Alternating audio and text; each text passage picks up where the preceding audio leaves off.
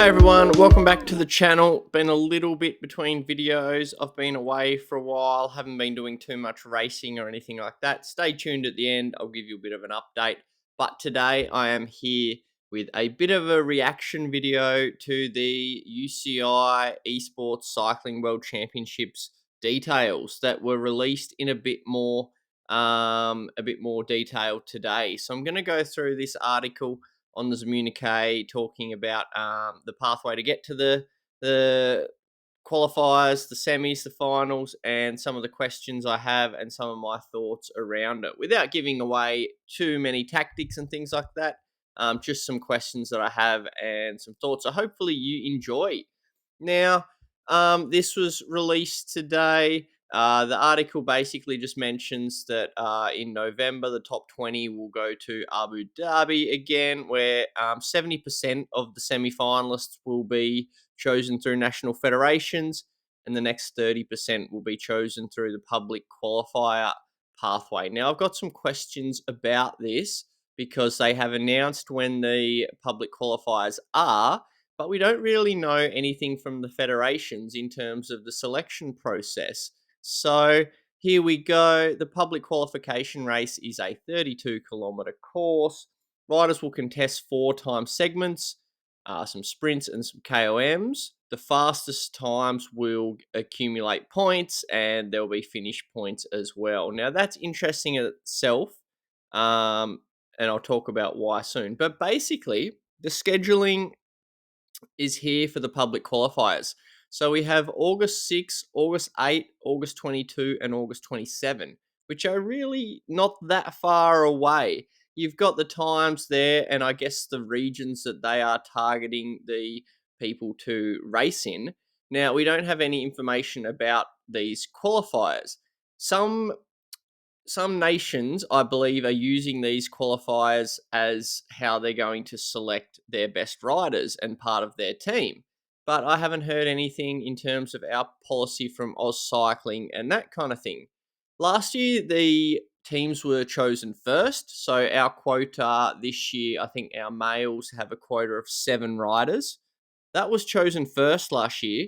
And then any riders who didn't make that 7 had a chance to qualify from the public uh, in these races, which could have meant we had more qualifiers. Whereas this year, I can't see our team being named before these qualifiers. So does it mean that we race the qualifiers and we can gain our qualification through here? Because I think it's something like the first 20 advance or something like that. Or does this mean that then, say, like a rider like me can qualify through the public system, and then that means our quota of 7 can go like further down the list? I don't know. So hopefully we get some info from Oz Cycling about how we qualify soon. Knowing last year that a top 10 at Worlds was an automatic selection to the semis.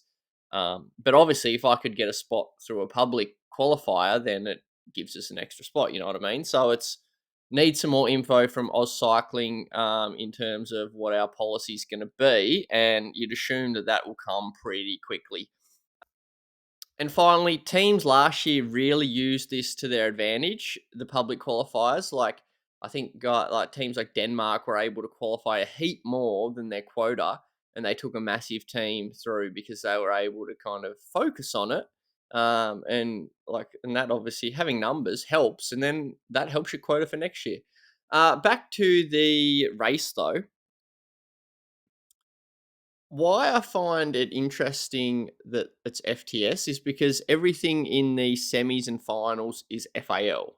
So it seems a little bit odd from that point of view that the public qualifiers to go to the finals are FTS. I'm not sure the reasoning why. Maybe it opens up more tactical decisions from a certain rider type. I'm not too sure. But overall, the course isn't particularly difficult. You've got the Alpha Care Hills to start with, which it's essentially like all timing. Then you've got a sprint into a draftable climb for the most part, and another sprint. So even like a non-climber on that one, like has 3 pretty good FTS opportunities there. But yeah, it is interesting that it's not FAL like the finals are. You can see here the details about it. So riders get 40 down to 2 for being top 20 in the public qualifiers, and it's no different to finish points. So that's an interesting one to keep in mind too. Um, I'm not going to talk too much tactically, but it certainly opens up some ideas in my head about this race. Obviously, this race won't be too important to me, I wouldn't think. But if I do it, there are certainly things I'd be suggesting to people that I'm on teams with, and that kind of thing about how they can maximize their physiology to go well in this type of event. And then basically the 150 riders or 100 or whatever it will be will go to the semi-finals. So they're on October 3rd, and the exact same format will be held live for the top 20 on November 15th. So I'm going to talk about that now. Looking at the three courses, it looks like a mixed rider type, kind of similar to last year. Will have opportunities to score points and think tactically about where they're going to um, use their energy to try and make that final or to try and succeed in the final, and that kind of thing. So I'll talk through the races now. Now, this is all with a grain of salt because there's a key question that we don't know at this stage, which I'll go through in stage 3, that will be very important to this, the point system, and how much energy is worth kind of utilizing in various parts of the 3 race format. But here's the course here. It is an 8-lap race on a 1.5 kilometer circuit. You can see it's kind of like up, down, flat to a sprint. First across the line, points will be given to the first 20 riders at the end of each lap. And you can see the little course profile there. So flat along here. We then head this way. It's 250 meters with a slight uphill, not far after the finish. Flattens out a bit, downhill, back uphill again, and repeat. So I think this is tactically, like, the course has been made like this for a reason. It's called the Sprinter's Paradise.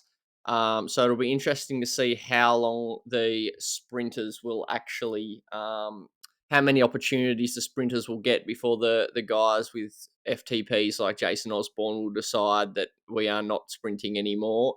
We are turning this into a completely different race. So it'll be interesting to see how dynamics play out in that regard. Obviously, on the first lap, when everyone's fresh, you'd expect that there'll be some pretty massive numbers hit, but I feel like I have an idea of how the men's race might end up on this course, especially once you add domestiques into the mix here. So it's an interesting one, and again, you'll have to kind of use your energy wisely in order to pick up not only the most points here, but to keep yourself alive, I guess, for the points that are to come in stage 2 and 3. Now, there are double points at the finish line in this one, which is a factor as well.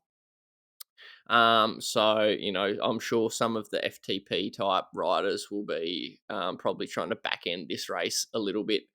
That's a pretty obvious initial thought that I have in that one. The points table there, 20 down to 1 for the first 20 riders. Obviously, that's not a huge portion of 150 athletes. So if you're only picking up 1s, 2s, and that kind of thing, are you best to go for bigger points in other areas later on? But on to stage 2, the punches playground. Here it is. It's a 12K route with 290 meters of climbing. This course looks tough. You can see that there are 4 FAL segments. You have a sprint, a climby section of course, another sprint, and then a proper climb before the finish. So the first sprint comes at about 2.4 kilometers. Again, this would be one where you would imagine that the pure sprinters of the field would be hoping to kind of collect their big share of points, trying to bank some. I think it's 40 points. Let's have a look. Yep. trying to bank their 40 points early on in this stage to hopefully see them kind of getting into the top 20. Then it's pretty much straight into a really rolling section, up, down, up, down, up, down type thing. Looks pretty steep to me. So that'll be a really hard series of punches to get to the banner at the top of that final rise there. That's going to really sting the legs because that'll be 1, 2, 3, 4, 5. That'll be 6 efforts deep by that stage. It'll be really interesting to see how big the kind of groups are looking like by the end of that one. They're obviously not big climbs, but they're going to start to add some fatigue in the legs with what's to come. It'll be really interesting to see the size of that group that will go into the next sprint point and how that'll function, especially with what's to come straight after. So essentially this last climb here, I think it looks like about 1K at 11% looking down here. So that's probably a 3-minute climb, full gas. And again, there's probably not much in terms of groups. If groups of 5, for example, come over the top of this together, not much will change by the finish line. So that'll probably double up that 4th and 5th segment, I guess. So it'll be an interesting one. It's a mixed course where a lot of riders have chances to kind of use their energy and tactically play their cards, which I do like. I like the way the thought that's been put into this kind of stuff. You can see in this race, because there are only 5 segments rather than 8, the points are 40 down to 2 for the top 20. So overall for that race, we're looking at similar amounts of points being able to be accumulated in total when compared to the first race. Then into the final stage, the mountains verdict. This is a really interesting one, and I'm going to explain my thoughts on it now. The distance is up to 8.2 kilometers with 554 meters of elevation. Now, this course is like, have a look at it. It starts off dead flat, and then it gets steeper and steeper and steeper and steeper and steeper and steeper and steeper as the course goes on, with a little flat finish if anyone's able to kind of make it to that point. So in terms of the gradients and stuff, I really like the look of this course. I think it'll be a really cool one to manage effort and that kind of thing. It's basically an elimination race. I'll read here. On a steep climb that gets harder as the gradient becomes more unrelenting in the latter stages. So effort conservation and using in the right points, depending on how much draft is still available. And then how many points you're going to need to qualify. It'll be really interesting, I think. Riders have a 2-minute head start on the chaser, which pursues the field while applying steady power, eliminating any rider it catches. Riders accumulate 1 point every 5 seconds they stay ahead of the chaser. Now, this is the key question, the key wondering from me. So we start 2 minutes ahead of this said chaser.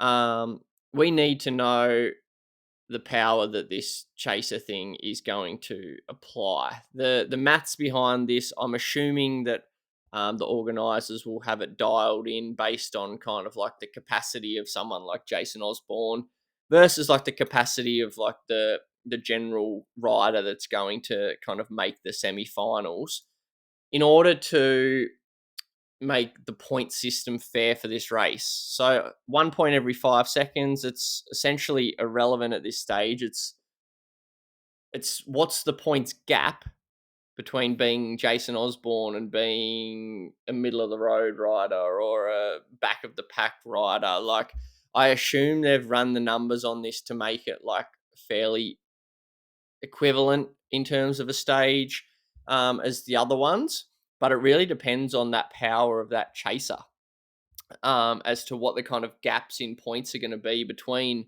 the riders. So that's really vital info that I think we need to know it at some point. Because obviously if the maths isn't kind of lined up, then you'll either get to the situation where that chaser will catch everyone in too short a period and there'll be almost no gaps, meaning the stage is like not as important.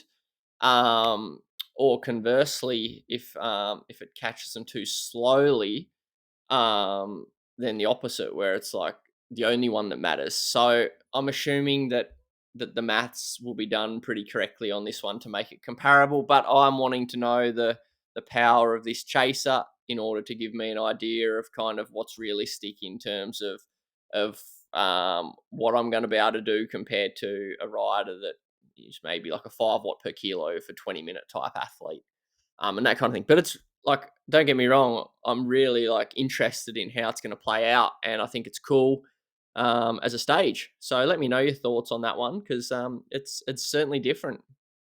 So overall, when browsing through the three courses, it's pretty obvious that to succeed, you need like more than one string to your bow, um, to be able to even get through, and to succeed in the final. So I think being like a reasonable all rounder, I like these kind of formats.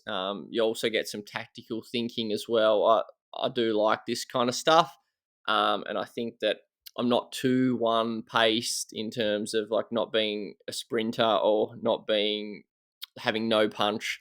That it should be an enjoyable one for me. There'll probably be rider types, maybe sprinters and stuff, that'll be thinking, okay, I've got a couple of chances, and then I'm just going to have to go my absolute hardest in stage three.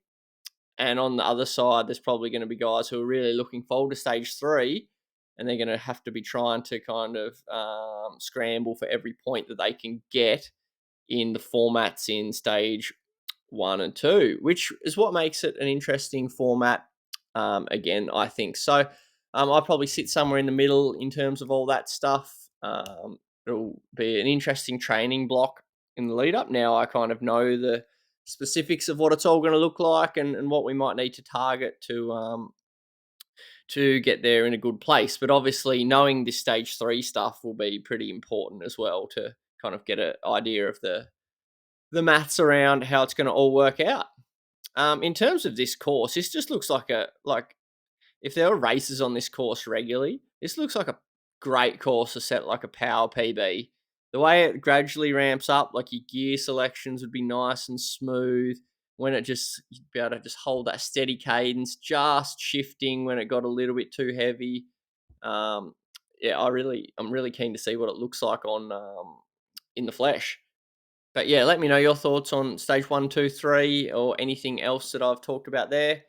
Just a quick one I mentioned in the last video about the Zwift stuff. So you've probably read now that Zwift have stepped back from elite racing, saying that the fan engagement and stuff wasn't worth the money that they'd invested, which that's completely understandable. I don't blame them for that. I'm not that surprised.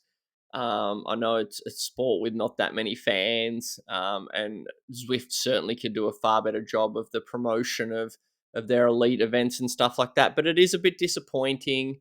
I'm lucky that I'm enjoying my MyWoosh stuff now. I feel like it's progressed to the point where I can have some success with it, with the dynamics and that kind of thing. But it is disappointing because Zwift has, like, it's my first platform that I started on, and one that I really enjoy. I enjoy doing the races, but at the end of the day, it has become a very, what's the word?